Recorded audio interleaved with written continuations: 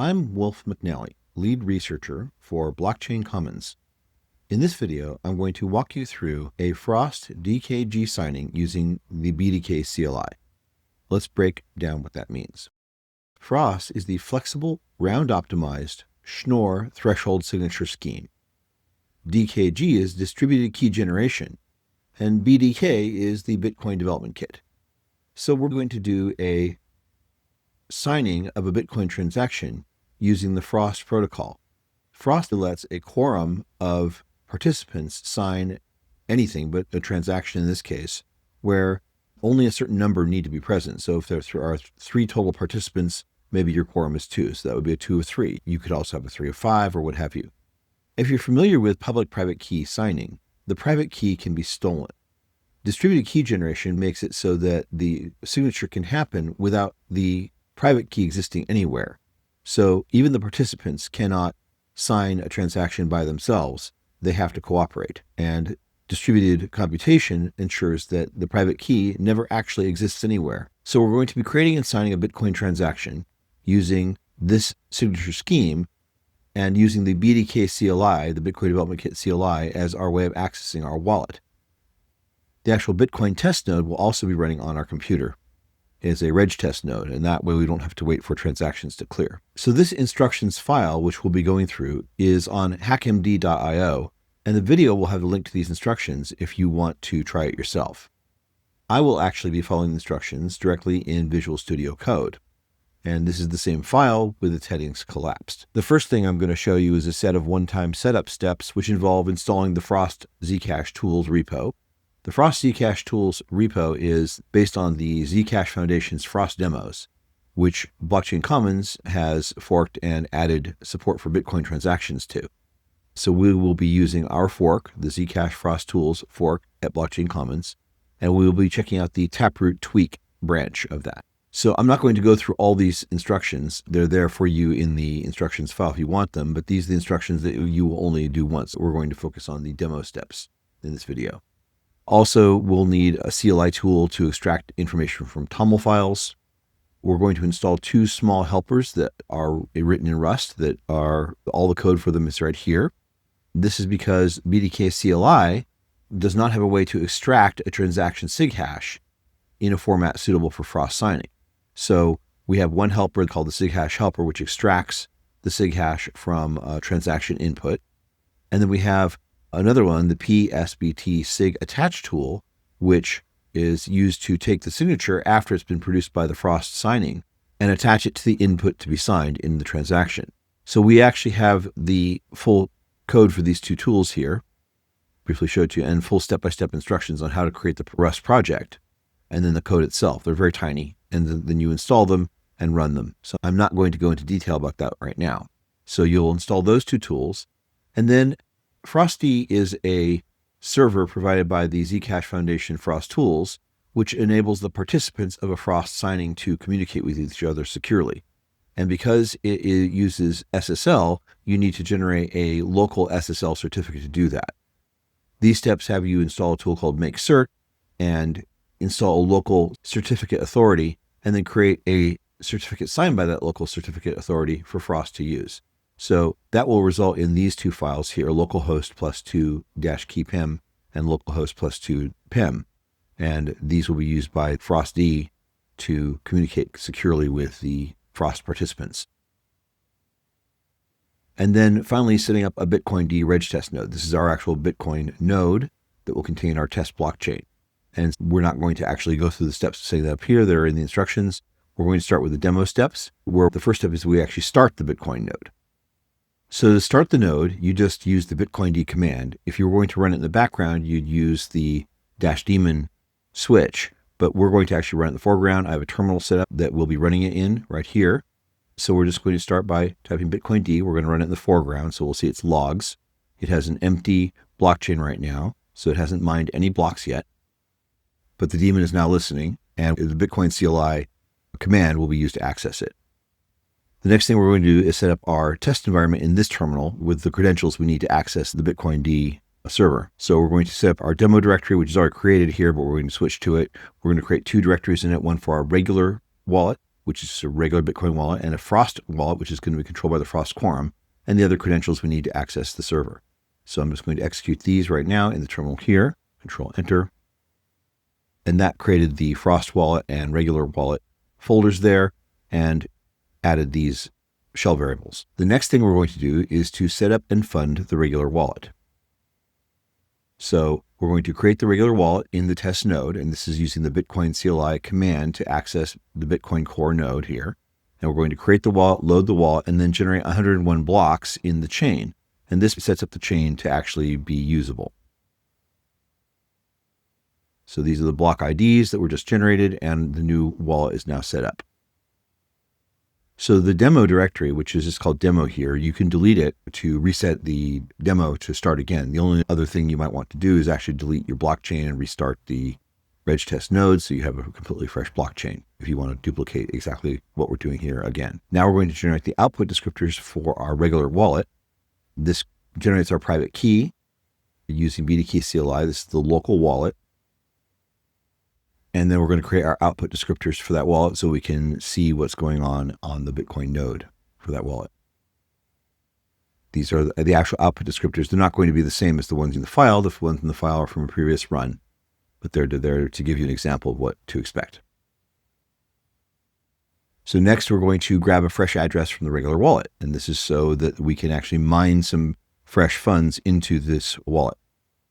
So this is the new address that we're going to actually mine a block and then send the funds from that block directly to this wallet. This is the command that does that. Generate to address. This is the address we generated. We're going to generate one block to the address on our reg test node. So we're just going to run that. That's the block ID. Now we want to mine 100 more blocks. And this is because when you get a reward as a miner, you have to wait 100 blocks to spend it. It's not spendable before that. So we're going to mine that 100 more blocks to our new random address here. There they are. And now we're going to check our balance. We're going to let BDK notice its money and verify the balance. So it's going to sync with the chain running in Bitcoin Core in the actual node, and then it's going to check its balance. And you see here we have 50 Bitcoins measured in Satoshis as confirmed. That's the block reward, and there's none immature. If we hadn't mined the 100 blocks, you would see immature here. But since we mined the 100 blocks, we now see that it's all confirmed and spendable. So now we're going to create the Frost group. This is the quorum that's going to be able to sign a transaction. And we need to do this at this point because the Frost group first needs to receive some funds from the regular wallet in order to be able to send them back using the Frost signing. So now we're going to use the Frost client tool to create each participant's local configuration and network identity, and then exchange the contact strings. So normally, Alice, Bob, and Eve, our three participants, would run this in their own terminals. We're all working out of the demo directory here, so we're going to run it just on this terminal in VS Code here. So this is going to create the three identities and their communications keys. This creates the three TOML files here for Alice, Bob, and Eve. These contain right now just their private public key pair that they're going to use to communicate through the FROST D server. So now we're going to record the participants' public keys. This is a way that the participants need to exchange their public keys. This is not done through the FROST D server. This is done through some other channel. So what we're going to do is we're going to run it here, and then we're going to copy these commands and then run them in Alice's terminal, in Bob's terminal, and in Eve's terminal. So now the shell variables are set with their public keys. The next thing we're going to do is export their client contact strings. These are the strings that they use to identify themselves to the FROST D server. There they are. And now they need to exchange their FROST D strings with each other, the keys embedded in the strings, that is. This would normally be run by Alice to import Bob and Eve, by Bob to import Alice and Eve, and by Eve to import Alice and Bob. Again, we don't have to actually do it in their terminals. We can do it all here right now. But this imports their address book, so they know about each other now. And if we look in, say, Alice's file here, you can see she has contact Bob, contact Eve with their public key and their name. Now we're going to do the next step in creating the Frost group, which is to start the Frost server. The Frost server facilitates communication between the participants. We're going to copy that. We have another tab over here. This is the Bitcoin D server. We're going to run the other server in another tab here. There it is. Now the Frost D server is now running, and it's using our certificate that we created in the earlier step. Now we're going to actually start the distributed key generation session. This is where the shares of the private key are going to be created through distributed computation, but the private key itself will never actually exist anywhere. So Alice is going to start. She's going to run FROST client with DKG. Going to give that group a name. This is the other keys she's going to be communicating with. This is the threshold. So there's going to be 2 other signers and the threshold of 2. So it's going to be 2 out of 3. So we're going to copy this to Alice's terminal and run it. Now she's waiting for the other participants to send their round 1 packages. There's 2 rounds in distributed key generation. So now we need to do similar things for Bob and Eve. So on Bob's terminal, we're going to add him as the second participant. Very similar, so we're going to use his configuration here. So now both of these clients are now logged into the FROST server. Now we need to add Eve because we said there's 3 participants. So the server is just acting as a communication channel, but the participants know there need to be 3 participants. So they're waiting for all 3 to sign in. So now Eve signs in. And now as we watch, you're going to see they're going to exchange their packages. And then they're going to quit. And when they quit, they will have their private key share, but the private key will never have existed anywhere. So this part of the transcript is the participants exchanging their packets. And now we're going to inspect the results of the distributed key generation. We're going to run this in all the terminals because a couple of these variables get used. So we're going to run it locally, copy that, run it for Alice, run it for Bob, run it for Eve. All right. So one of the most important things is P, which is the aggregate key. You'll see in a moment we'll actually use that, but that's the public key of the quorum. These commands are just for mostly debugging, but it shows us the participants and their public keys. Now we're going to create and send funds to the FROST wallet. Now the group exists, so it can actually receive money. And so the regular wallet is going to send a Bitcoin to the FROST wallet. So the first thing is we're going to extract the FROST quorum verifying key, which I showed you a moment ago as P, and compose the watch-only descriptors. And by watch-only descriptors, this means that the wallet itself has no private keys in it, so it can't actually sign transactions. That's got to be done by the FROST quorum. So there's the new descriptors. And so now we're going to create the FROST wallet using the descriptors. This is the second wallet. We hadn't created this yet. Now we're going to have bdk-cli create the new wallet using the new descriptors, and also extract the first address that we're going to receive funds at. So there's the new address. Now we're going to fund the FROST address from the regular wallet. We're going to send it 1 Bitcoin. That's the amount we're going to send. Then we're going to create a new transaction here, sign it, and then broadcast it to the network. And if all goes well, we'll get a transaction ID. So compose the PSBT, sign the PSBT. This is with the private key of the regular wallet, just a normal signing, and then broadcast the PSBT to the network, and then echo the transaction ID. There's the transaction ID. The money should have been sent now, but it hasn't been verified yet because another block hasn't been mined. So that's the next thing we're going to do is we're going to mine another block so that becomes spendable by the recipient, which is the FROST wallet. Okay, there's the next block that's been mined to a random address. Now we're going to refresh the regular wallet and verify that the money has actually been sent. So this is from the regular wallet's perspective. We're going to sync it and check its balance. And notice it was 50 Bitcoins before, and it's somewhat less than that now. The new balance is the original balance minus the 1 Bitcoin that was sent minus 155 Satoshis, leaving the remaining balance that you see there. So now from the FROST wallet's perspective, we're going to do the same thing. We're going to sync to the blockchain and request the balance. And now you see we have an even Bitcoin as confirmed. And it only took 1 block to confirm this because this was a regular transaction. You recall it took 100 blocks to confirm our mining reward recipient in the regular wallet first. The next step is to actually create the unsigned FROST to regular transaction. Now we're going to send some money back from the FROST wallet to the regular wallet. This has to be signed by the FROST quorum. But the first step is we actually have to create the unsigned Bitcoin transaction. So we want to identify a single UTXO that we're going to sign. In a real Bitcoin wallet, there might be several UTXOs that are being combined together as the inputs of a transaction. This is just a demo, so it only works with 1 input. We're only going to sign 1 input. If we needed to sign multiple inputs, we'd have to do multiple Frost ceremonies, which could all be automated. But in this case, we don't need to do that because we're going to verify with this step that we have exactly one UTXO being selected for this. So we're going to run this, which should show that what will be selected will be the one UTXO that we have access to, which is the one we were sent containing the 1 Bitcoin. So now we're going to create a fresh receive address in the regular wallet because we're going to be sending money back to the regular wallet. So we're just going to create a new receive address, which we did before to receive the mining reward. Now we're going to do that for the regular wallet. There's the address.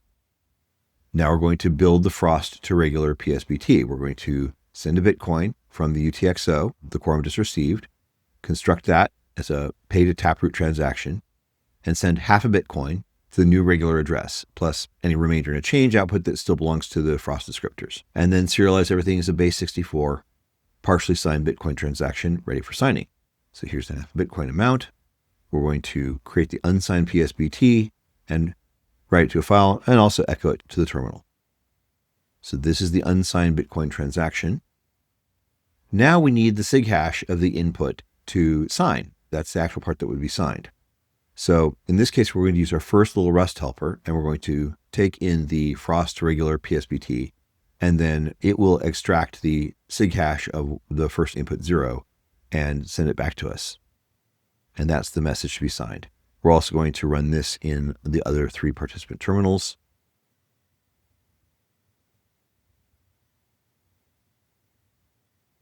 All right, finally, we're going to actually sign something. We're going to run the Frost signing ceremony. And again, the magic of this is that the private key that will be used to sign will never actually exist in any place, yet the 3 shares will be combined separately by the participants into commitments that will actually create the signature. So one of the participants needs to act as a coordinator. First, we're going to actually stop and restart FrostD because it keeps the sessions. The previous distributed key generation session is still there. So we're going to erase that. There's a more elegant way of doing this, but we're not going to worry about it right now. We're just going to stop the FrostD server and restart it so we won't have any session collisions. Alice is going to act as the coordinator. And so she's going to have the public keys of the other signers. And then she's going to run the Frost client as the coordinator. She's also going to run it again as the participant. So any one of them can be the coordinator, or anybody can be the coordinator as long as everybody knows about each other through the FrostD server. As long as you're in the contact books. Right now we only have 3 contacts. Alice is going to take the role of the coordinator. So we're going to go to her terminal and run that. And now she's waiting for the other participants to start. So now we're going to add her again as a participant. And since Eve is not going to be participating, Eve's nowhere to be found. We're just going to borrow Eve's terminal here, which also has Alice's configuration in it, of course. And then what we're going to run Alice as a participant. So now she's logged into Frost and they are able to communicate, but we need 2 people to sign. This is going to be Alice and Bob. So we're going to run Bob as a participant in this terminal.